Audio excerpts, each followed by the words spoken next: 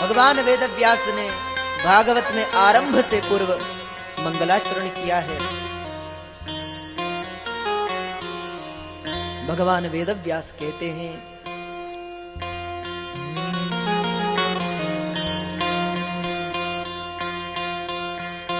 जन्माद्यस्य यतोऽन्वयादितरतः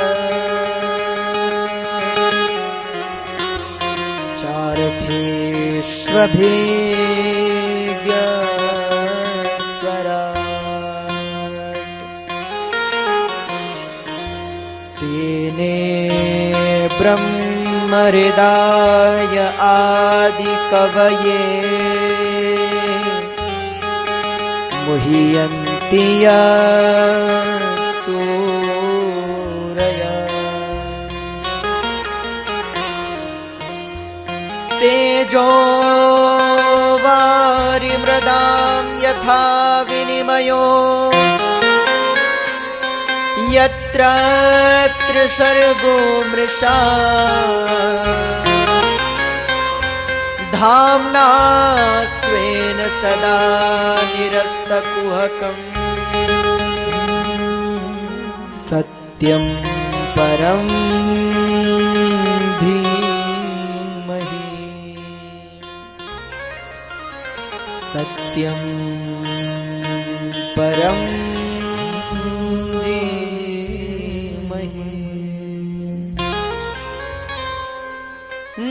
जन्माद्यस्य यतोऽन्वयादितरतः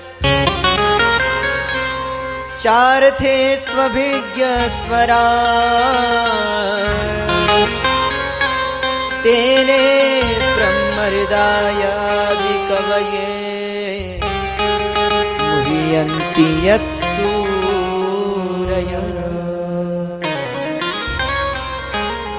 भगवान वेदव्यास मंगलाचरण करते हैं भागवत के आरंभ में।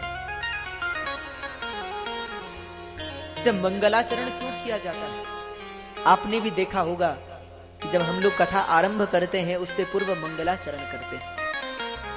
सुबह आपने पूजा में सुना होगा, पूजा शुरू करने से पहले मंगलाचरण किया जाता है। क्यों?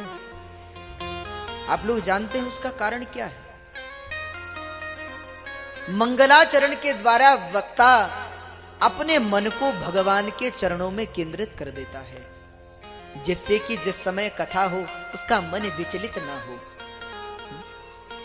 और हम तो कहते हैं जब हम लोग मंगलाचरण करते हैं तो उस समय आप लोग हल्ला न करें, बल्कि हाथ जोड़ लें और उस समय भगवान में मन लगा लें कि हे भगवान, हम आपकी कथा सुनने जा रहे हैं, ऐसी कृपा कीजिएगा कि ये कथा हमारे अंतःकरण में प्रतिष्ठित हो जाए। ऐसी भगवान से विनती की जाती है। हर व्यक्ति को मंगलाचरण करना चाहिए। वेदव्यास जी महाराज भी मंगलाचरण करते हैं। जब मंगलाचरण आरंभ ज अक्षर से किया है, जनवाद्य से।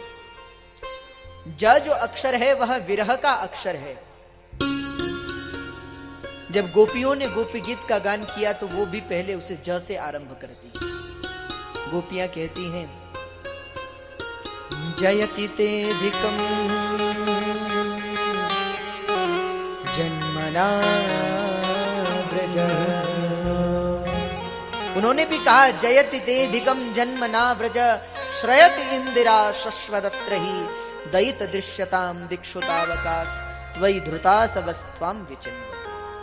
ज से आरंभ किया क्योंकि गोपियां विरह में हैं, कृष्ण के वियोग में हैं, इसलिए ज से आरंभ करती है। जब भगवान वेद पुरुष शयन कर जाते हैं और उनकी श्वास से श्रुतियां प्रकट होती हैं तो उन श्रुतियों ने भी भागवत के 10वें स्कंद में ज से ही भगवान की स्तुति की है। वो भी कहते हैं, जय जय जय यजामजित दोष द्रवीत गुणा। ज से आरंभ किया। ज विरह का अक्षर है। भगवान वेदव्यास ने भागवत को जकार से आरंभ किया। अन्य किसी ग्रंथ को ज से आरंभ नहीं किया। आप शिव पुराण देखें तो उसमें कहते हैं, आद्यंत मंगलमजात समान भाव कार्यं तमीशमजरामरमात्मदेवम् पञ्चाननं प्रबलपञ्चविनोदशीलम् संभावये मनसि शंकर अंबिकेशम्। आज से आरंभ किया। देवी भागवत देखें तो देवी भागवत का जो प्रथम श्लोक है उसमें कहते हैं ओम सर्व चैतन्य रूपां तां आद्यां विद्यां च धीमहि बुद्धिं ज्ञान प्रचोदयात्।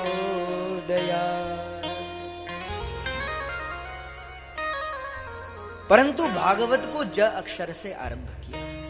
अच्छा, कई विद्वानों का मत है कि भागवत का आरंभ ब्रह्मसूत्र से हुआ है, क्योंकि ब्रह्मसूत्र का प्रथम सूत्र है अथोतः ब्रह्म जिज्ञासा।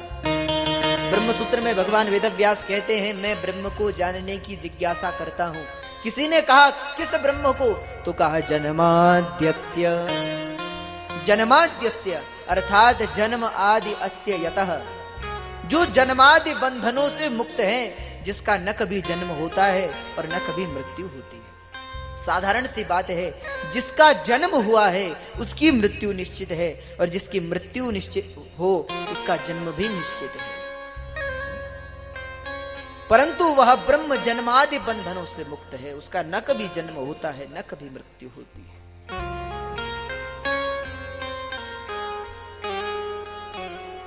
वेदव्यास जी कहते हैं जन्माद्यस्य, वह ब्रह्म जन्माद्यस्य स्वरूप है।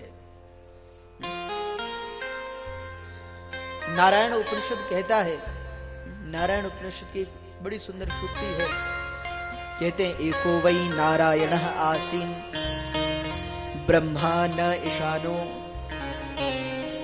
नापो अग्निः न नेमे सोमो द्यावा पृथ्वी न नक्षत्राणि न सूर्यः। नारायण उपनिषद कहता है एको वै नारायणः आसीन, वही ब्रह्म, वह नारायण ही एकमात्र है। ब्रह्मा न ईशानो, न ब्रह्मा है, न नक्षत्राणि न सूर्य, न सूर्य है न नक्षत्र है। जब वह था तो कुछ भी नहीं था। इसलिए भगवान कहते हैं अहम आदिर ही देवानाम, मैं सबका आदि हूं, मुझसे पहले कुछ नहीं था। इसलिए सबके आदि भी भगवान हैं और सबके अंत भी भगवान हैं। हमारे शास्त्रों ने तो विश्व से विष्णु की चर्चा की है। इसीलिए आगे कहते हैं चार्थे स्वभिज्ञ स्वराट, वह ब्रह्म हर जगह व्याप्त है। केवल ऐसा नहीं है कि वो भगवान किसी मूर्ति में है, बल्कि उपनिषद कहते हैं सर्वम ह्येतद् ब्रह्म, ब्रह्म हर जगह है। ऐसा कहां है जहां भगवान ना हो? किसी ने कहा तो है, तो दिखता क्यों नहीं? तो मांडुक्य उपनिषद कहता है सर्वं तस्माद् एतद् ब्रह्म नाम रूपमन्नं च जायते। ये मांडुक्य उपनिषद का वाक्य है। तस्माद् एतद् ब्रह्म नाम रूपमन्नं च जायते। वह ब्रह्म नाम रूप मन, नाम रूप से परे है, उसका न कोई नाम है न कोई स्वरूप है। इसलिए शास्त्र कहते हैं न पुण्यम न पापम न सौख्यम न दुखम न मंत्रो न वेदा न तीर्था न यज्ञा अहम भोजनम सर्वभोज्यम न भोक्ता चिदानंद रूपम शिवोहम शिवो।